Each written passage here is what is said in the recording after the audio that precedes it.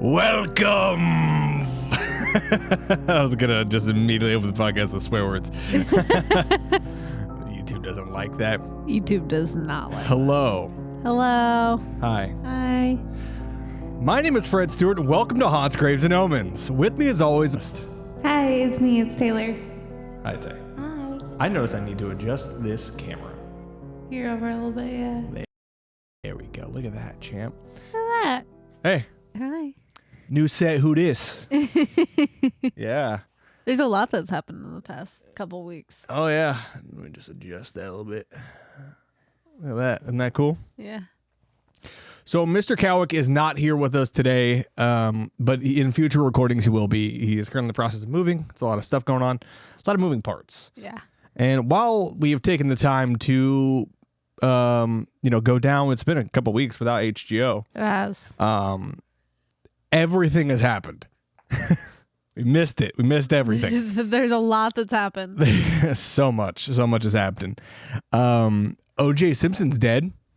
You guys hear about that? I did hear about that. Did hear about that. I like to think that he's, looking up at us right now and just shaking his fist. I don't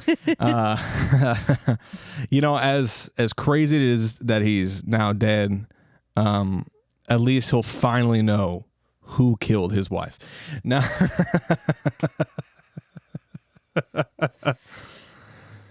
it was him.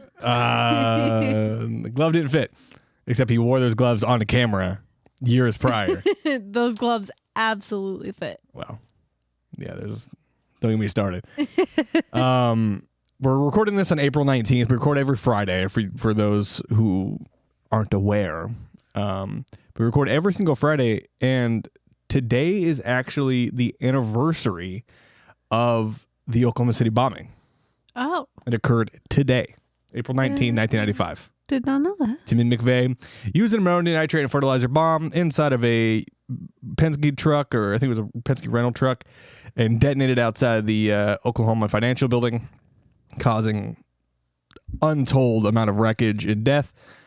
But yeah, that was today. If you guys want to hear about that, watch it. Go check it out. We did an episode on that. Yeah. Now, Tay, you said you're wanted to tell some stories. Yeah, sure. All right. Gotta find. While you do that, I'm gonna go put on our creepy drone that I forgot. Well, okay. I mean, there's only one that was. Hold on. I was not prepared. I was busy looking at stories and forgot to fucking save the one that I saw. Oh, God. As you can see. As I can see. We still are stupid. The dumb never left, but the set is fucking cool. It is cool. Yeah, we're no longer sitting in some awkward ass fucking folding chairs anymore. That's not a thing. We have a new desk. Check that out. Here. Eduardo's still up front with us, our baby boy. Spirit's still here. She's just sleeping. Oh, do you know what I totally forgot to do? What? Totally forgot to turn on some lights. Turn on. Oh, yeah. I forgot about that. I thought about it. Look at that. Look at those cool ass lights. I'm falling apart. This is what happens when I get back on meds. I'm falling apart because I'm getting used to it. Yes. Okay, so the story that I found that I really liked was Oklahoma fisherman who thought his friend was trying to feed him to Bigfoot was convicted of murder. Understandable. Yesterday. Most reasonable Oklahoma man. Yeah. Wow. So a man who claimed he killed his friend because he believed the victim was summoning Bigfoot was convicted of murder. He ended up strangling his friend while they were out fishing in July of 2022. Mm-hmm. He states that he was acting in self-defense. Well, I mean, I know if my friend tried to summon me or, sacrifice me to Bigfoot, I would have some choice words as well. The Oklahoman reported... Yep. Oklahoma, if you will. Reported that Sanders claimed during testimony that while out noodling with Knighton. Dude, I want to go noodling so bad, dude. You know what noodling is? No. So noodling is when you go and you get into like those murky like rivers where like catfish are. Yeah. Because catfish burrow into those like clay banks and shit. Yeah. And you fucking dive underwater, dude. And you shove your hand in the hole and you reach in the fish's mouth, dude. And you pull it out. That's noodling. That sounds fucking awesome. I think I'll pass. I'll watch you do it. Being a hater right now. He claimed that he had seen 3 Sasquatch-looking figures by the river. Witnesses for the prosecution testified that Sanders had said he believed Knighton was trying to kill him and sent his body down the river as a sacrifice to Bigfoot. Naturally.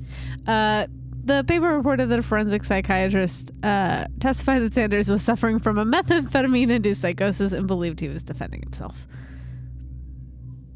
Great. He was on meth. Wow, that's shocking. A guy from Oklahoma's on meth? Yeah. I can't believe it. I honestly can't believe it. I'm sorry. I just found another one. Woman seen on video allegedly wheeling dead relative's corpse into bank to sign loan. Yeah, I think we covered that. This was just it was recently. So it was a new story, I guess. It's another one. Another one. That's great, eh? Yeah. But we have quite a bit of a show ahead of us. Oh yeah, no. I just there was the one story, and then I just found that other one. I was like, hold on a minute. Yeah. So, we're gonna start off with our new because we did our first set. We did we talked about most haunted islands in the world. That was the first ever HGO recorded, right? Like video. Yeah. With our new set, I wanted to do something that kind of, in a way, ties back to Portland, in a way. Okay. But it is also something that we've never covered. Oh.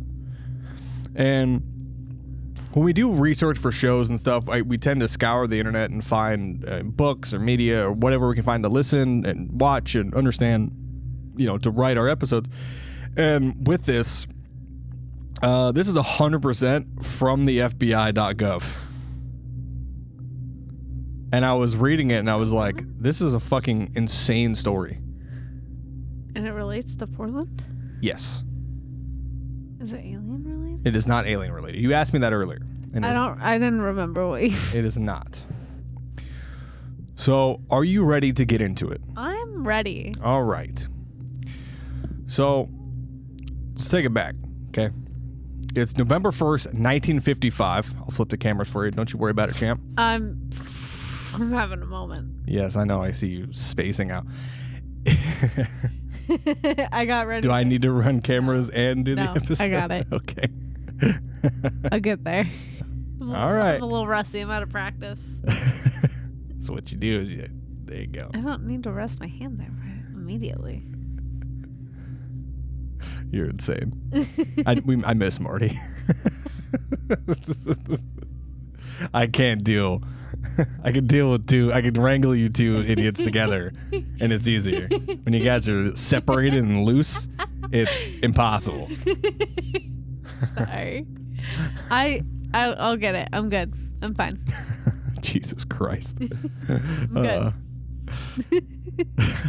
I love you. I love you too. So, it's November 1st, 1955. The United Airlines Flight 629, which was a DC-6 Bravo with 44 passengers on board, has just taken off from Stapleton Airport in Denver, Colorado, bound for Portland, Oregon.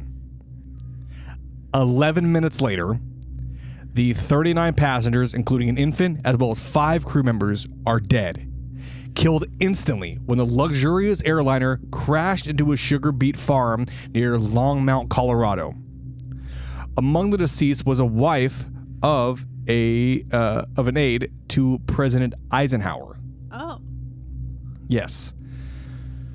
Upon learning of the disaster, an official of the FBI immediately offered services to the Bureau's Identification Division in identifying victims of the tragedy. Fingerprint experts were dispatched from Washington, D.C. by plane, arriving at the scene of the crash on November 2nd. As the bodies were recovered, they were taken to Greeley, Colorado, placed in a temporary morgue to set up for the National Guard. Upon arrival of the FBI fingerprint experts, they learned that 9 of the bodies had been identified by relatives and friends or by personal effects that had been removed from the armory. The remaining 35 bodies were fingerprinted, and 21 or 60% of those fingerprinted, were possibly identified with fingerprints contained in the vast files of the FBI. The other 40% were not. Is that a high? That feels like a high number. But I mean, I guess if your fingerprint's not in a database. Yes. Feels high, but I suppose it's not. Yes, absolutely.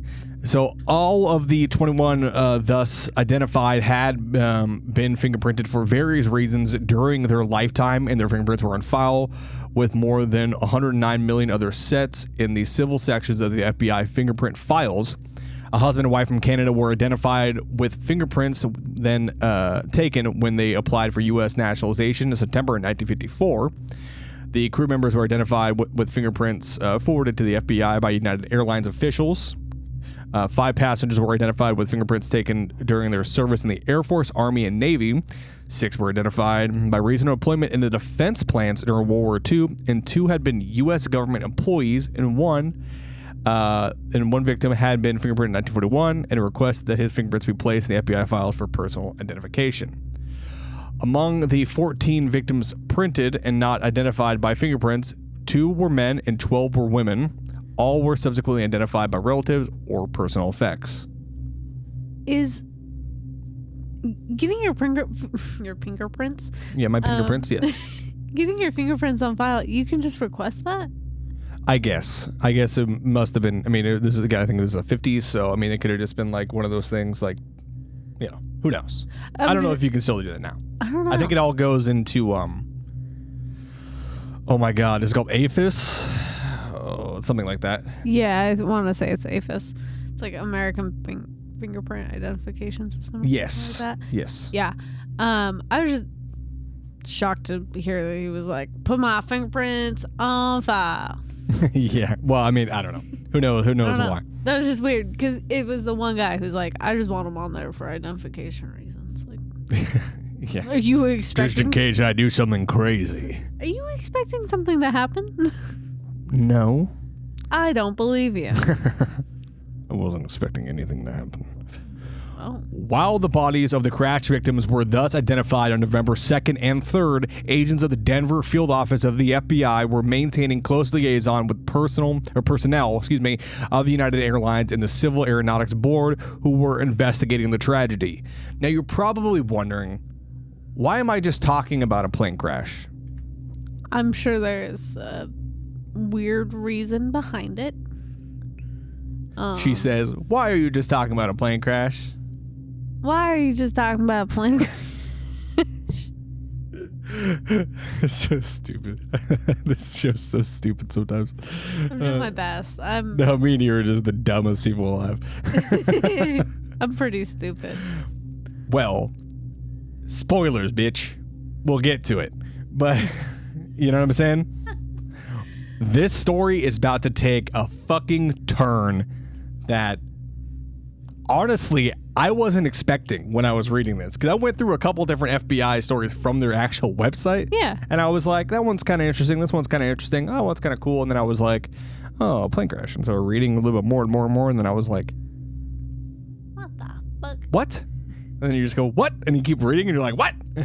It gets very strange. Okay. But let's continue on, shall we? Okay. The Civil Aeronautics Board was advised that the full facilities of the FBI laboratory were available if the investigators desired to use them in the initial stages of their probe. At the request of the Civil Aeronautics Board, which I believe now is the NTSB, a laboratory expert was sent to the scene on November 2nd. And in conjunction with the Civil Aeronautics Board investigators, he conducted a visual examination and collected pieces of the wreckage between November 2nd and November 2nd and November 7th. In this manner, it was learned that the tail section of the plane had been cleanly severed off from the rest of the aircraft as though cut with a knife, and had fallen with only minor damage at the point of approximately 1 to 1.5 miles from the place when the engines and nose section of the plane had also hit the ground and almost whole condition. Wreckage from the middle section of the plane was widely scattered and behind the intervening area between the tail and forward sections.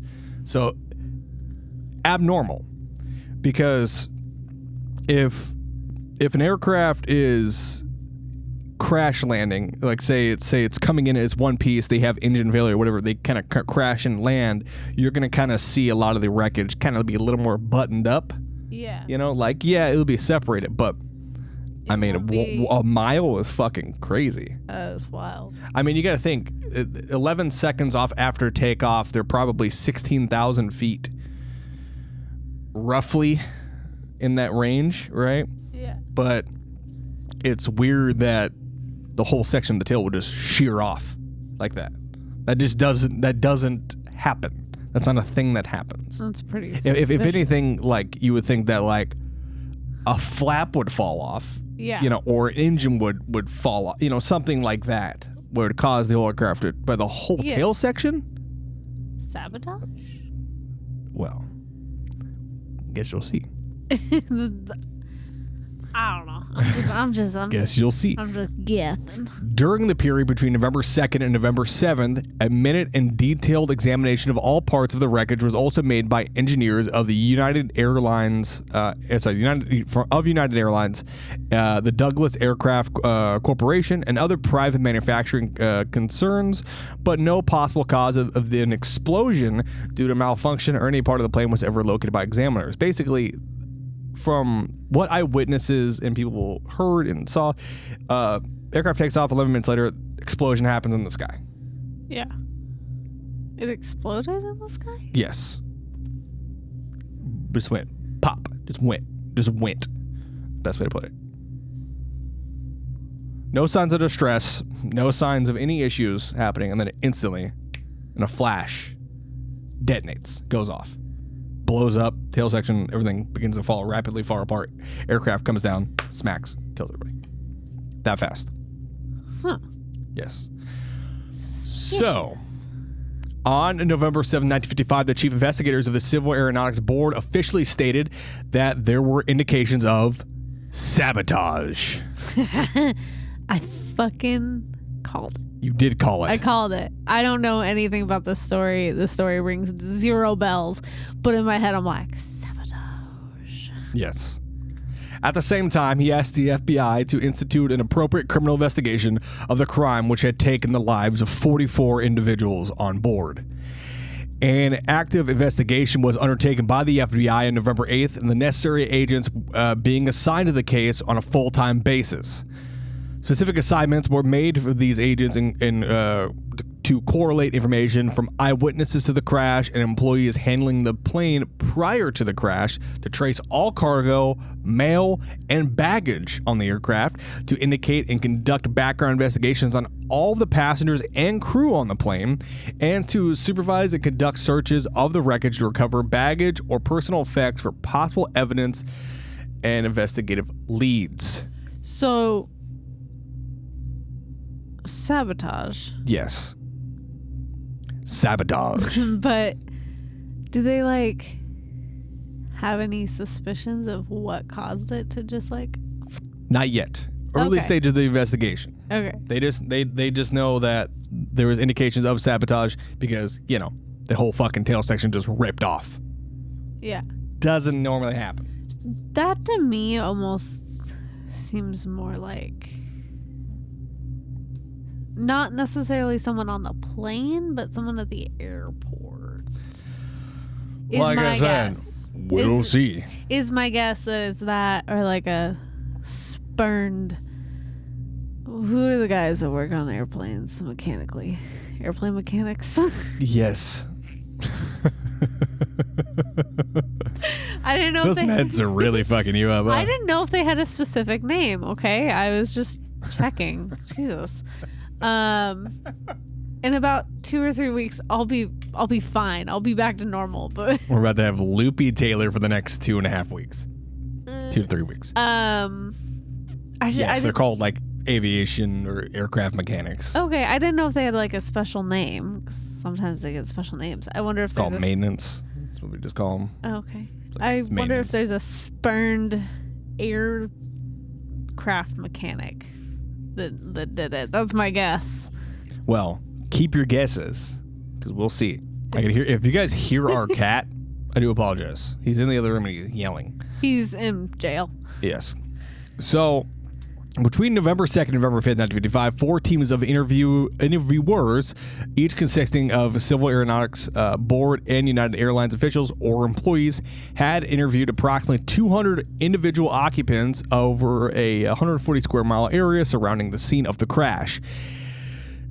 Information furnished by 37 of these persons was considered of possible value and reduced to signed statements. These statements were made available to the FBI upon initialization of the active investigation, and to complete the review disclosed that an initial explosion had occurred when the plane was operating in an apparently routine manner. The explosion appeared to have been with tremendous force, causing fiery streamers to fall from the aircraft. A flare, which is a normal equipment carried on the plane, had separated from the plane, ignited, and descended slowly to Earth. The second explosion, probable of one or more fuel tanks, had occurred when the engines and forward compartment of the plane struck the ground. Okay. So, it fucking, like I said, when this aircraft went, it went. Yeah. Which is, in the grand, at least for the victims, at least it was quick. Yeah. You're not doing like, Helios Air 213 where a lady gets fucking sucked out the roof at like 16,000 feet and you just fall to the ocean. Like, that sucks. This also sucks. This is obviously awful. Yeah. But at least you're like, fuck, and that's it. Yeah. You're not suffering. You wake up and you're like, O.J. Simpson. I don't think he was there yet. Huh. Time moves differently, Tay. Time is not linear. I don't have the mental capacity to get into a conversation. Time is not like a this. straight line, Tay. Please. I can't do this. I can't do this right now. I can't do this right now. The time. No. You think of time from point A to point B, but it's really not how that works. Anyway, so an additional witness, a control tower operator at Stapleton Airport, later said that he had observed the flash of light and the flare at exactly 7:03 p.m. Civil Aeronautics Board officials placed the location of the explosion at approximately 8 miles east of Longmont, Colorado, and calculated an altitude of around 10,800 feet above sea level, which is around 5,700 feet above the terrain. Okay. So, not that high. No. I didn't get very far. No, it was 11 minutes. Wow. That's 11 minutes from you were sitting in your seat, and then, you're sitting in your seat, and then 11 minutes later, you're fucking, that's it. You're done. That quick. So wild. And, falling from 5,700 feet, that was probably approximately like a couple seconds. Yeah. So just too fast. Too fast to really comprehend what's... Hopefully. Yeah. You probably are like starting to figure it out. I would assume. And then, you're starting to figure out. You're like, I think something's fucked up here. And then you like look back and the whole tail section gone. You're like, suspicious. Huh? That I could have sworn that was on before we left.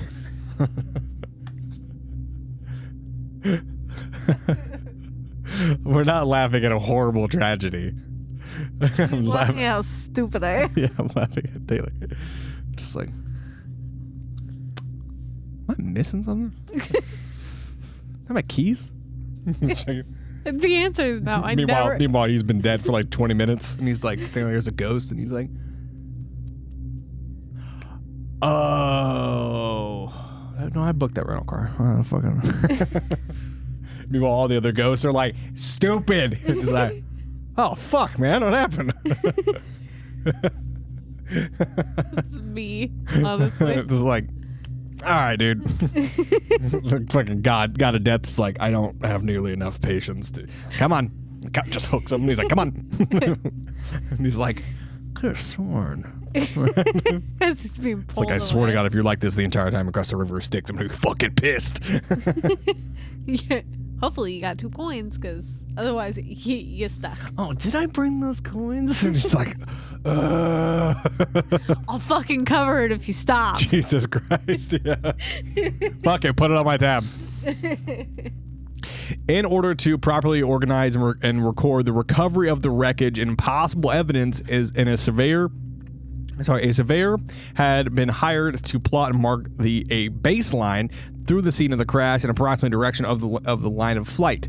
Perpendicular lines have been established at intervals of 1,000 feet on the baseline, extending 1,000 feet from the baseline. So basically, it's huge 1,000-foot square pads are being erupted. A complete and exhaustive search of the area was conducted as each piece of the wreckage or material was recovered and removed. It was marked for identification, and the location in which it was found was measured and recorded in relation to the boundaries of that plot. So they're fucking painstakingly going inch by inch over huge sections, Oh, yeah. trying to find anything. I mean, that's kind of how they always do it, right? Yes, Like- very much so. Very tedious Yes. going through everything. It's very rare when an aircraft will crash onto like an airfield, for example. Yeah. Like the Asiana flight that crashed in San Francisco years ago. Like that was crazy. And it struck the end of the pier at San Francisco, spun out, crashed. Yeah. And like so everything is kind of like there, but like you got to think of this is fucking Colorado. There's fucking trees everywhere, there's whatever. Yeah. So basically, you and a couple partners are like, you two look up, or you look that way, I'll look this way, you look up and you look down. Yeah. And we'll just fucking slowly walk Yeah. until we don't see anything. And then we'll go to the next section. It's insane. That is insane. Being an NTSB investigator sounds fucking insane. It's like what the fucking, what that ship crash. You know, the ship that crashed into the pier, or the bridge Oh, yeah. in Baltimore? Yeah. Yeah. It was on the East Coast. I just don't remember where. Yeah, like wherever, I can't remember exactly where it crashed, but like with that, like the crew that's on that ship is still on that ship. They haven't left. Yeah. Nothing moves, dude. Nobody touched anything. It's fucking crazy. Anyway, all possible material connected with the plane was recovered from the flooded areas. However, hunters and other persons continued to report finding mail and insulation from the plane. And on November 13th, 1955, an additional area extending up to 3 miles behind the point where the tail section had fallen was minutely searched by 10 FBI agents and 10 employees of United Airlines. At the same time, the wreckage, which had been previously collected by United Airlines employees, was re-examined by agents for any possible parts or remains of a bomb. That was my thinking. I was like, is there a fucking bomb? Well, That's where my brain went. yes. It's a good guess. All recovered wreckage from the central portion of the aircraft was, as well as all baggage, cargo, and personal effects, was taken to a large warehouse at Stapleton Airport and placed under guard. All mail was turned over to postal inspectors at the time of recovery, but was made available by inspectors for further examination where desired. Did you know that the United States Postal Service has their own SWAT team? No, I did not know that. Yes. They have their Are own. you gonna go work for the postal SWAT team? That'd be fucking ill. Put your fucking hands in the air! Show me your stamps! Show me your fucking stamps! Just magged up a dude because he's like, I got your package right here. My grandpa used to work for USPS, and I know that's not what he did, but it's really fun to think that that's what he did. The one that lives in Idaho. Yeah. Yes. I Like, great. Maybe. No, definitely not. Definitely not the same thing. Also, NASA has a SWAT team. That's also kind of cool. I did know that NASA had a SWAT team. Yeah, I got a weird tism for shit like that. Man. It's like you with dogs. It's me with weird facts. You know? I also have a lot of weird facts. What's your weirdest fact off the top of your head? Oh. You put me on the spot and my brain's not working. This is a problem. Can I think of? Sure, you can think of a gem. I'll keep reading. Okay. At the warehouse, a full-size mock-up of the central section of the aircraft was made of wood and wire netting, and all parts of the plane were wired up into the mock-up in the proper places, as in the assembly of a giant jigsaw puzzle. So they meticulously put this. You're fucking looking up weird facts. That's insane. I was looking up ones. That's why I was saying off the top of your head. I know, but I can't go back. Remember what I said about not spamming it? You're absolutely spamming it. I was trying to jog my memory of ones that I've heard before. Like the pigs can't look up into the sky. I knew that one. Okay, this is not. I was doing my best. Not at all what I asked. You asked for a weird fact. I said off the top of your head. There's so many. You just looked up a bunch. I saw 5. Okay. Yeah, it's like you when I ask you any sort of history fact. I go, hey, who were the two main sides during World War II or World War One or whatever major history? And she's like, I don't remember much of anything about history. It's fucking insane. It's pretty bad. Doesn't know shit about history. Doesn't know a fucking thing. If we do a live show, which spoilers. Save that. Hold on to that thought. I can't even say that. I'm writing a live show. Fuck it. I'm writing a live show. It's happening. Surprise. When we do our live show, come out, ask Taylor a history fact, and just put her on the spot. I think it'd be the funniest thing in the world. Don't do this to me. I'm awful with history. Yeah. Give me anything about dogs. That's what I was going to say. I can tell you literally anything about dogs. Animals in general, I can tell you pretty much anything. Yeah. Don't have history. That's exactly my point. Is I doesn't know a fucking thing about history, but I go, Tay, what's that dog? You got smush faces, curly tail, generally smaller. Pug? Yeah. See. What's the dog that looks like a Muppet? I mean, there's several, but I think you're thinking of an Afghan hound. See. That quick. I mean, you've also got like the barbet. See, just making shit up. So upon completion of the mock-up assembly, here, allow me. You gotta press it down all the way. I did. I just did it. I'm not having any issues with it. I'm gonna scream. Upon completion of the mock-up assembly, the chairman of the Structure Investigation Committee of Civil Aeronautics Board and Douglas Aircraft Corporation engineer agreed that an explosion had occurred at Station 718 in the rear cargo pit, designated as Cargo Pit Number 4. Oh. This point of explosion was further pinpointed as being almost directly across the cargo compartment from the cargo loading door. Oh.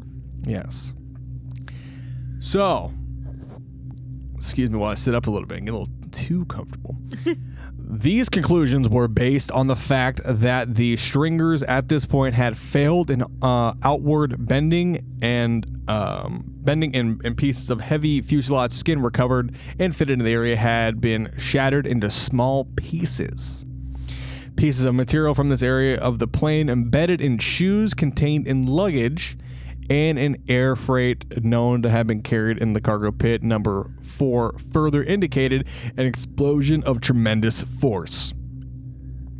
Near Station 718, gray and black soot-like deposits were noted on several of the skin fragments adjacent to and within the roughly circular area.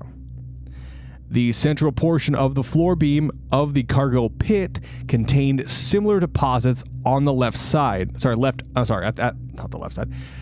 Similar deposits on the aft side. So aft being the back end of the aircraft. Okay. So aft, and then it's forward. Forward is the front. Makes sense.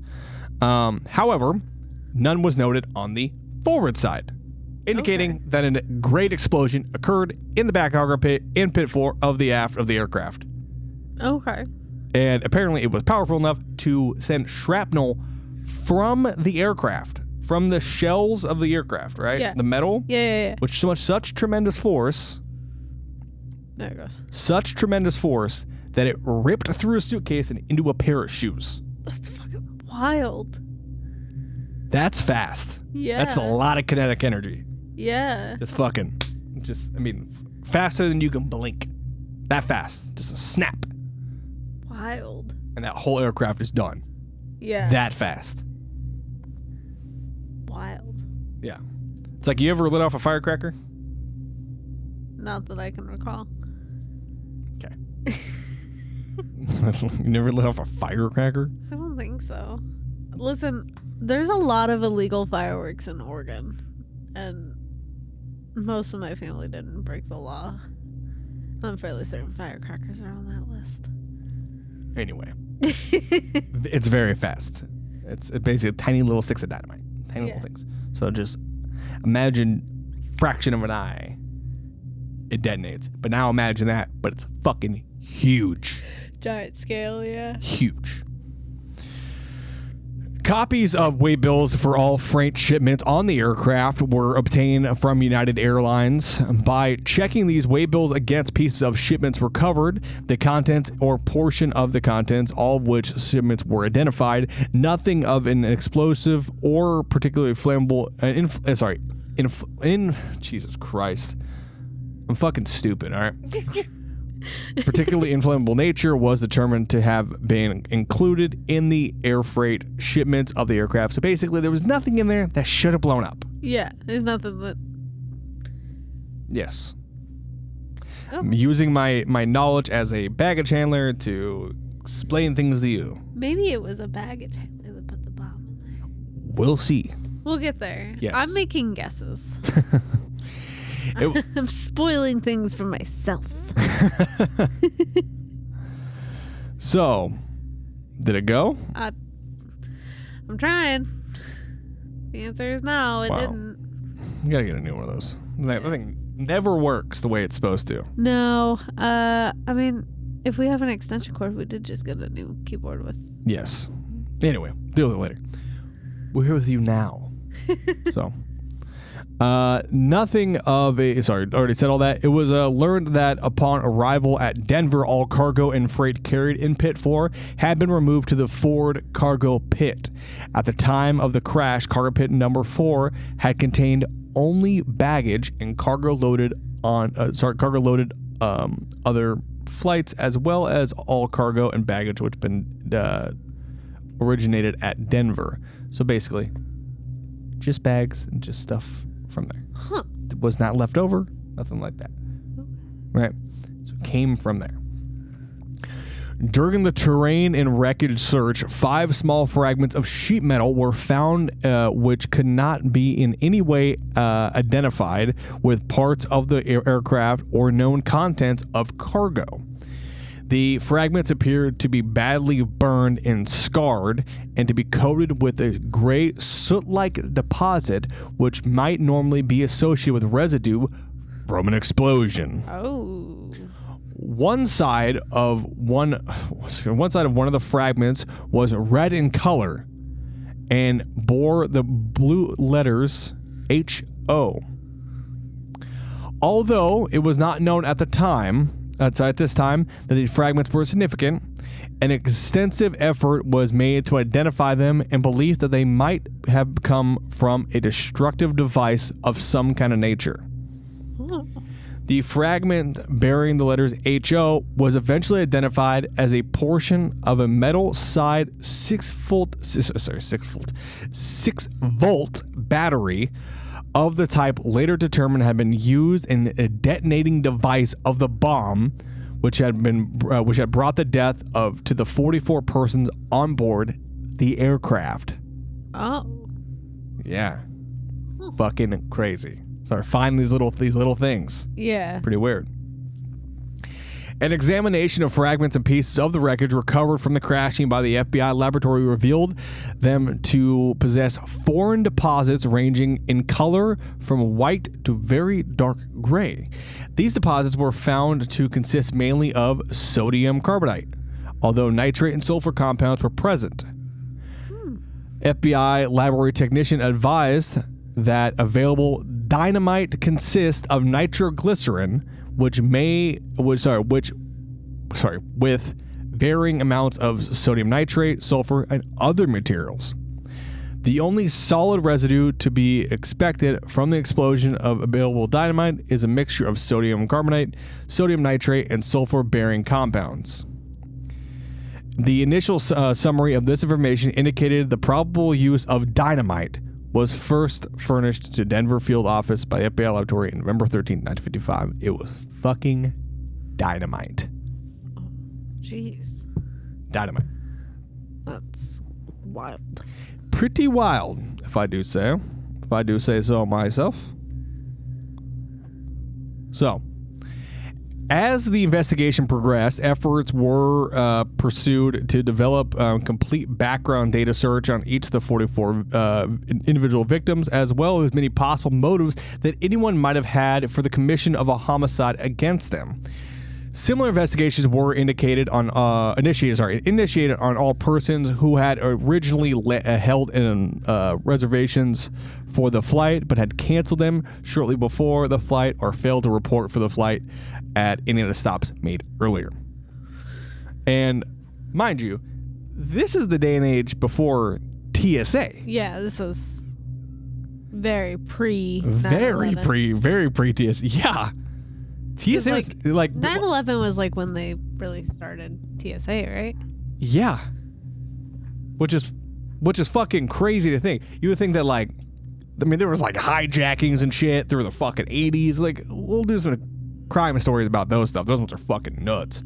There's a crazy one that I wanted to do. It's wild. Bunch of badass GIGN dudes come in and smoke these guys. Super cool. Anyway, very, very wild story. It's like it's kind of reminds me a lot of North Hollywood Shootout. Oh, okay. You know, where it's just like this crazy gunfight story. Yeah. And you're like, whoa, dude, it's bad. Here, get off topic. But yeah, like TSA didn't really exist. So they'd be like, oh, you're flying out to Portland, Oregon, are you? Yeah. All right, well, let me get your bag. Thank you. I appreciate that. Now, was anything dangerous in this bag? I can't believe you would even ask me that. No, I'm sorry. All right, you know. Like, you go get them, champ. You know. Just never get on the flight. It's full of 500 pounds of coke. It's 600 bricks of fentanyl. That's a lot. That actually happened at our work. It wasn't 600 bricks. It was 2 bricks. I told you that story. That's insane. Yeah, they were doing because every time an aircraft comes in, you do a pit search, basically like make sure there's nothing in the pits that shouldn't be there. Yeah, because you know, terrorism. And I don't know why you're laughing. Just the way you said that, because you know. I don't know why you're laughing about it. It's fucked up. It's fucked up. The way you said it. It's not funny, dude. Don't laugh about terrorism, dude. It's not funny. Didn't even smile, dude. Stop. I've been doing this thing to Taylor recently where I'll say something fucked up like that and then she'll laugh because I'm laughing because it's fucked up, and then I'll immediately switch up and be like, don't fucking laugh about that, dude. You literally laughed about the Fight Club earlier. I don't want to fucking hear it. Yeah. I still think it's funny. Anyway, but yeah, they found drugs and it was crazy. I'll tell them the doc. I'm pretty sure I already did, but it's not important. Also, the new episodes of Doc are going to be coming out soon. Sorry. I've been building this. So, all officers conducting background investigation of passengers were requested to obtain descriptions of the luggage they carried, as well as the probable contents of the luggage, in order that the material recovered could be identified with the individual's victims. The purpose of requesting this information was so that the process of elimination, the owners of the luggage which had most severely damaged or coated with the foreign residue could be determined. Fucking Christ. Considerable quantity of personal effects of passenger victim Daisy E. King was recovered from the wreckage and closely examined by the agents. The material included a number of personal letters, newspaper clippings about her family, a personalized checkbook, $1,000 traveler's checks, an address list, and 2 keys, and a receipt for safety deposit boxes rented by Mrs. King. You start going off on boxes. It's just there. Fuck boxes, dude. What a box ever done for me? Hold things all the time. I'm sorry, box. There's a box right off the screen. You guys can't see it. It's fine. Everything's a box if you think about it. Yeah. So these articles were revealed. They revealed considerable information regarding the background of Mrs. King, right? Yeah. Well, it's a lot of information to be carried from a flight from Denver to Portland. One of the newspaper clippings reflected that of her son, Jack Gilbert Graham, had been charged with forgery by the Denver County District Attorney and been placed on the local most wanted list by the office in 1951. From the fact that most of these personal effects of Mrs. King were found on or near her body, it was apparent that she had been carrying them in her personal handbags at the time of the crash rather than in her luggage. Despite careful searching and practically none of the contents of Mrs. King's luggage was recovered, and the only small bits of the suitcase believed to belong to her were found. See where I'm going with this? Suspicious. It is suspicious. Mrs. King. well, you know. Immediate effort to determine the identity of the passengers on which the large amounts of trip insurance had been obtained revealed that 6 passengers had a maximum of $62,500 worth of insurance. 4 had $50,000, 2 had $37,500, 1 had $35,000, and 2 had $12,500, and 2 had $6,200. All of those are still significant. That is a lot of fucking. That's a lot of money. Yeah. Like, can you do a conversion and go see what $50,000 would be in the 1955? Because I'm genuinely curious on how much money that would actually be. It was how much? $50,000? $50,000. I'm getting there. Sorry. Okay. Don't you worry about it. $582,708.96. So like millions of dollars worth of life insurance payouts on this board. Even the $12,000 one is. Yeah. It's insane. Also, I totally forgot to say at the top of the show, how do you guys like the set? Let us know in the comments. It's pretty. I like it. I think I did a good job. Even a $12,000 policy is $139,800. That's fucking insane. $50.15. It's insane. Yeah. Because of a holiday weekend, however, a complete check of all the companies writing such insurance had not been possible at once, and among policies located were later 3 of life of Daisy E. King. Daisy E. King had 3 life insurance policies. Why did she have 3 life insurance policies? Well, you might be asking yourself that question, I assume. Actually, you know what? It's probably from her son, is my guess. You fucking asshole. I'm saying shit out loud, sorry. I'm thinking. Saying shit out loud? You mean a podcast? Yeah. Because that's what we're doing. I'm using my detective skills. Do you remember when we first started this show and how fucking awkward we were? Yeah. You know, we were trying to like super hard to be like kind of serious, but also kind of funny. Yeah. Now we're just dumb. You know? I've always been dumb. I just hit it better. Yeah. You and me both.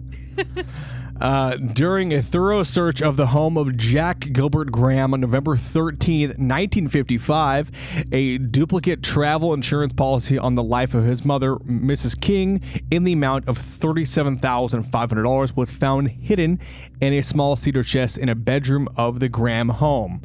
The original of this policy was a designated beneficiary of Jack G. Graham, was later located and made available by the insurance company, as well as two additional policies, each Jesus Christ. Words are hard. Well, yeah, it's been a while. Yeah. Each in the amount of $6,205 on the life of Miss King, with designated beneficiaries being that of her daughter and one living sister. Pretty weird, right? It is pretty weird. Has newspaper clippings of her son getting arrested for felony fraud, or being wanted for felony fraud. Yeah. But she has two life insurance policies. One goes to her sister, one goes to her daughter. They're around, it's a dead even split between the two. Yeah. But the one for her son is $37,500. Suspicious? Okay. It's a little suspicious. Yes. During the investigation into the background of the passengers boarding the plane at Denver, particular emphasis was placed upon that of Mrs. Daisy E. King and her relatives. It was learned that upon the death of his mother, Jack Graham was to receive a substantial inheritance. Oh. He's about to get a lot of money. Load of money. So, it also becomes known that Mrs. King and Jack had frequently quarreled over insignificant differences. During his early life, Jack had lived with relatives on several occasions. He had actually, quote, left home when he was approximately 16 years old. Another person interviewed, one who had business associations with Mrs. King and her son throughout the operation of the drive-in restaurant in Denver, volunteered the information that Mrs. King continually had trouble with Jack over the operation of the restaurant. That, in fact, they, quote, fought like cats and dogs. That's such a weird, So, so was Mrs. Graham just like, and he's like, crunches his back. That's basically what was happening earlier in our household. Of when our dumb fucking dog was like, she was like, I want to play with the cat. I want to play with brother. And then our cat was laying on his back and it's going like, she's like bouncing around. He's like, don't fucking touch me. She wanted to play so bad. Yeah. He does not play. He does not play. Not even with us. Get her don't play. What? He plays with me. Him biting you does not. We're playing. No, I mean, he doesn't play with toys, really. Yeah, but we roughhouse. We're boys, dude. No wonder he fucking bites me. He bites you because he doesn't like you. That's why. He bites me because he loves me. That's why I have the dog. The dog loves me. Yeah, no, he tolerates me. He loves me. He tolerates me. Sometimes he gets excited to see me, but usually he thinks that he's getting food with that. So yeah, we're totally off topic. That restaurant building had been damaged by an explosion at one time. That Jack Graham may have been taking money from the receipts of the business. That Graham had once told him that he performed demolition work in the U.S. Navy, and that Graham had recently purchased a new truck and wrecked it in a possible attempt to collect insurance money. Oh. Yes. Another individual expressed essentially the same suspicions about the past activities of Jack Graham. This person further advised that the wrecking of Graham's truck was due to it being stalled on a railroad track where it was hit by a train sometime in 1955, which is how I assume most people died in 1955 in general. Was train crashes? Just getting stuck on the train tracks, and they're like, what do we do? Oh. What do we do? A car won't start. It's 5 miles down the track. They have plenty of time to get out, smoke a cigarette, push the car off the track. They're like, ah! They're like panicking. And then The train had already seen it and like comes to a complete stop. Like a mile away. Yeah. And then the truck blows up. Anyway, he also advised that a local supply concern held a $1,000 note signed by Graham and secured by equipment of the drive-in restaurant. The extensive records of the Denver County Probation Department relative to Jack Gilbert Graham was thoroughly reviewed on November 10th, 1955. These records reveal that Graham had been employed as a payroll clerk at a manufacturing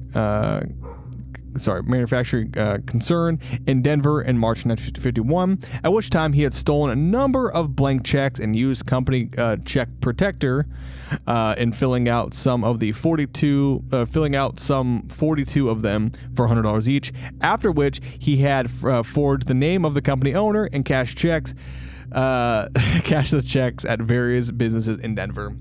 That's where his fucking felony fraud charge, or forgery charge, comes from. 42 of them for $100 each. Yes. Jesus Christ. Yes. That's a lot of money. It's a lot less suspicious than you go into a store and you're like, hey, here's this check, and they're like, okay, oh yeah, $200. Yeah, if you're going in, you're like, here's $57,000. It's like that's. Like, can I get that back in pennies, please? I want that in pennies. You're not getting that. That's how I assume he talks. Probably. I want that in pennies. I want a hot dog real bad. The hot dog man. The hot dog man only. The hot dog man only accepts pennies. Jennifer Coolidge, what are you doing here? You're so stupid. I love Jennifer Coolidge. I want a hot dog real bad. Professional voice actor Fred Stewart here. I'm not. He so stupid. I can't be saying that all night. He had received approximately $4,200 in cash and immediately spent approximately $2,000 for a late model convertible automobile in which he left Denver, Colorado in. Oh. Now,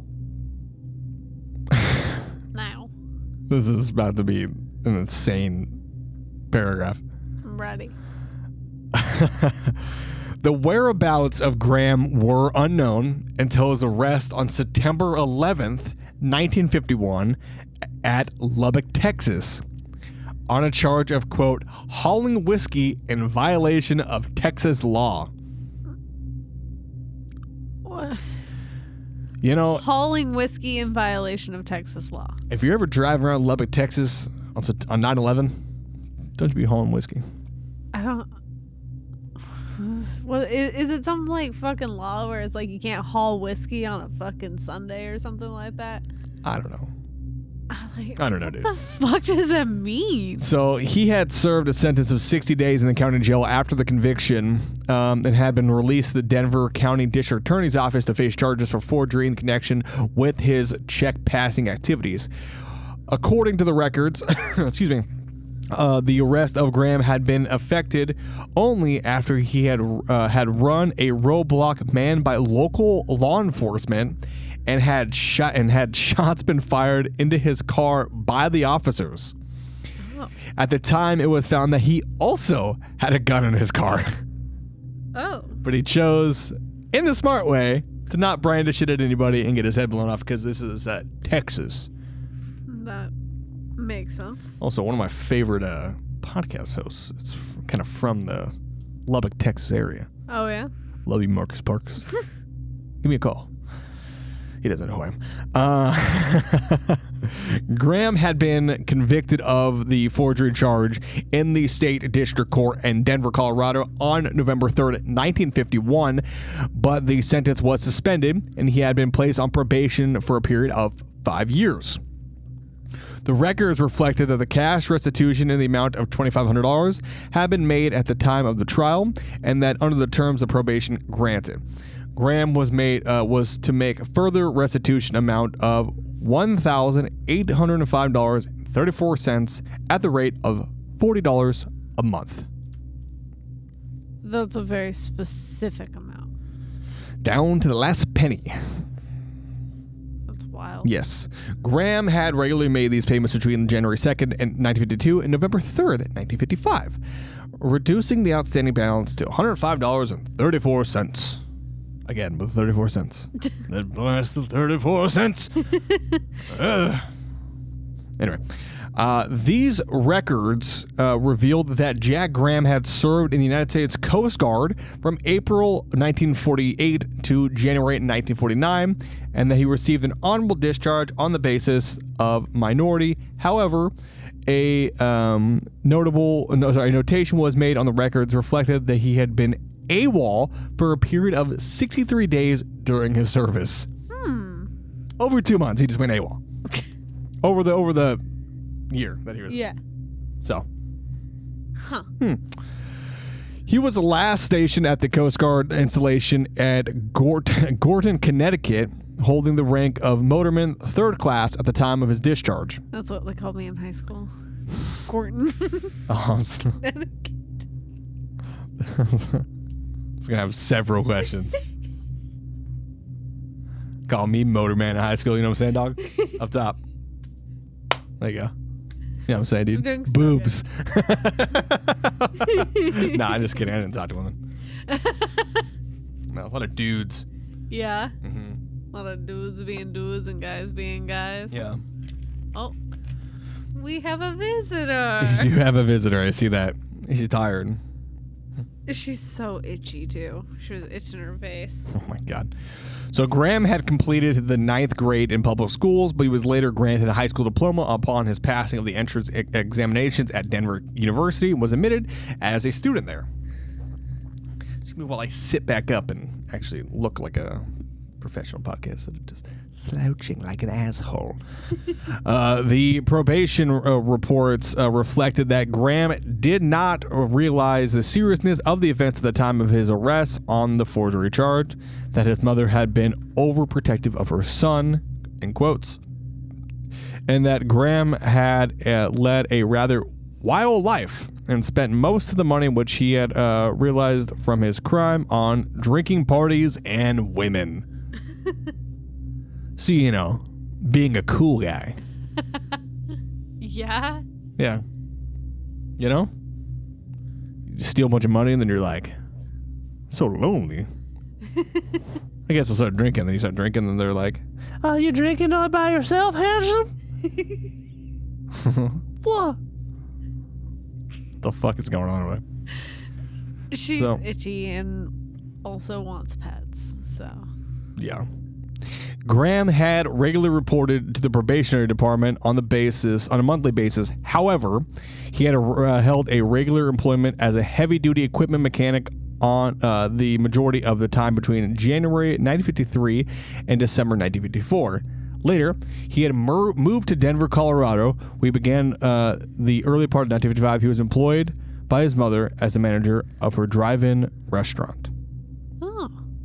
And with that, we end part 1. Oh, what the fuck? Yes. Don't worry. We have quite a bit to go. What the fuck? I thought this was going to be a one-parter. It's not. I see that now. Yes.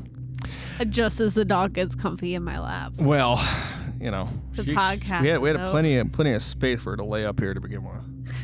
Well, she laid on the floor and then she decided she wanted to be in the lap. Hi.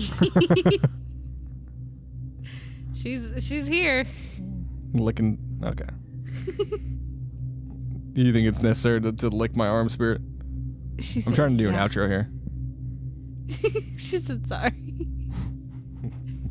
So tired. She's like, it's bedtime.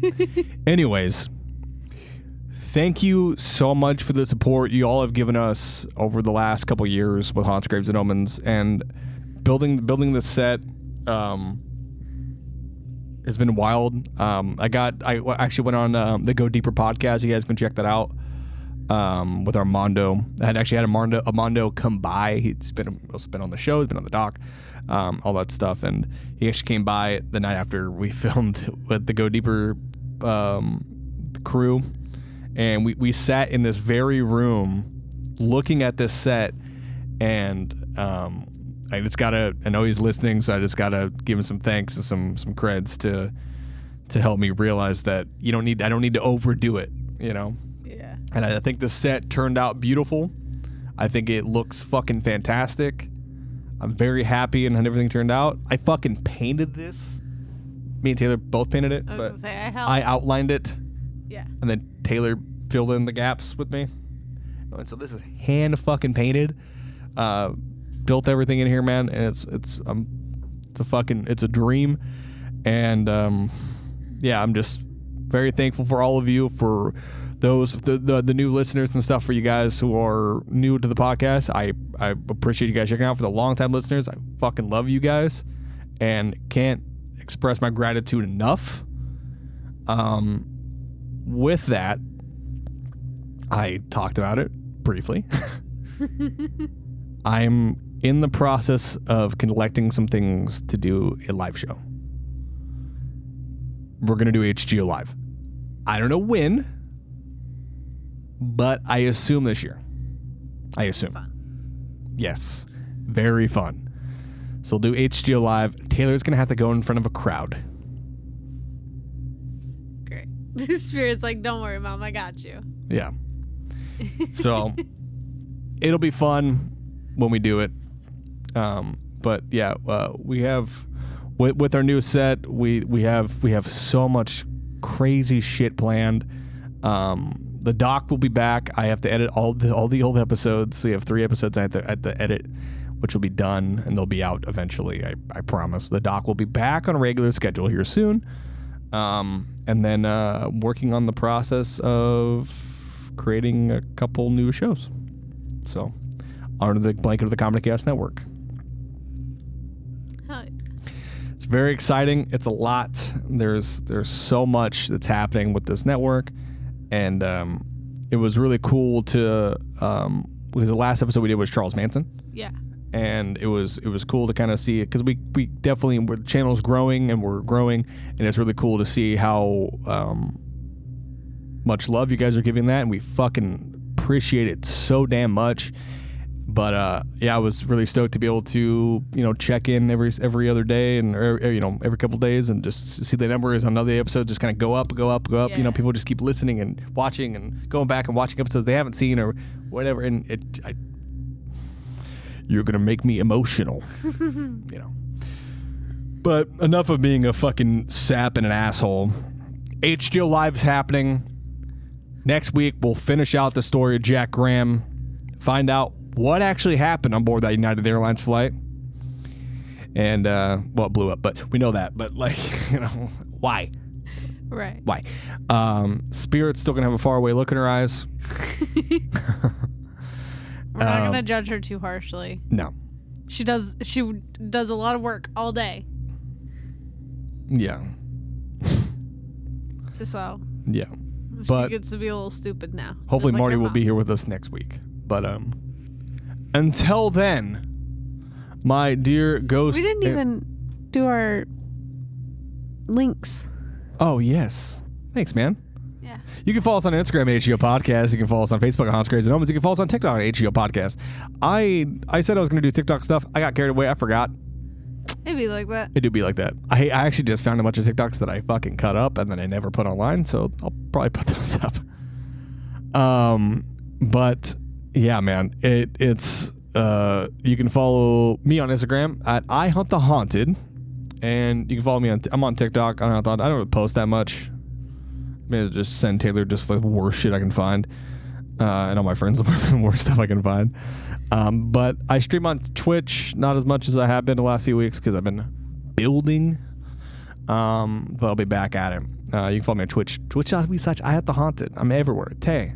Hi. You can follow me at Lunar Thrill on TikTok and Instagram. Mm-hmm. Sometimes I post things. Sometimes I do not. Yeah. I do my best. My problem is I don't want to edit things because I mostly post grooming things. Yeah. And I don't want to edit it.